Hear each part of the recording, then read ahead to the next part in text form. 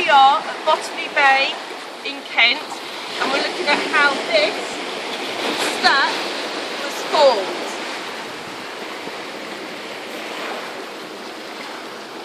First of all, what we notice is that these cliffs are made out of chalk, which is hard rock. You only get stacks where there's a hard rock coastline. Originally, this would have all been connected as one, and the area of land that protrudes out into the sea is called a headland. What we notice about these cliffs is, if you can see, they're very, very jointed,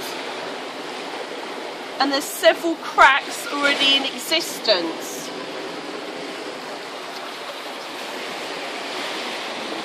So what would have happened, as we can see it here, the water is forcing itself into these cracks, and it's going to make them wider, and that is what we call hydraulic action.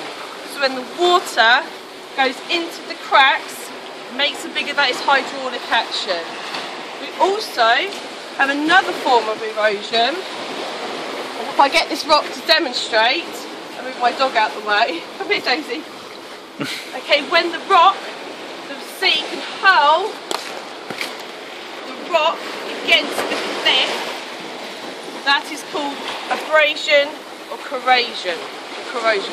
So, originally, a cave would have formed. If we have an example of a cave, you can see how hydraulic action has made that crack bigger, and now we have the cave. Eventually, that cave will go all the way through to form an arch. So if we look up here, we've actually got some blue sky, that would have had an arch shape across the top of it.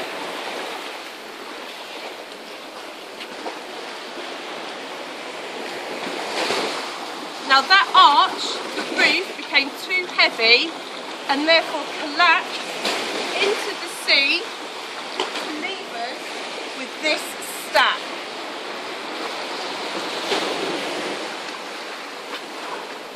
And if we notice,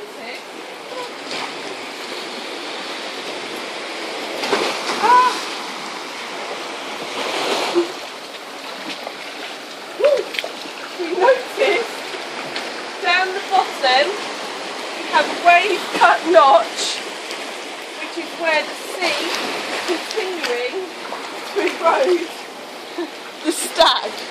And can you see the notch where it's come underneath?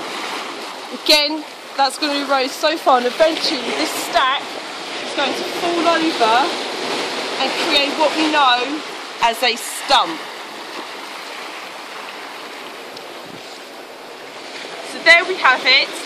That is how this stack was formed.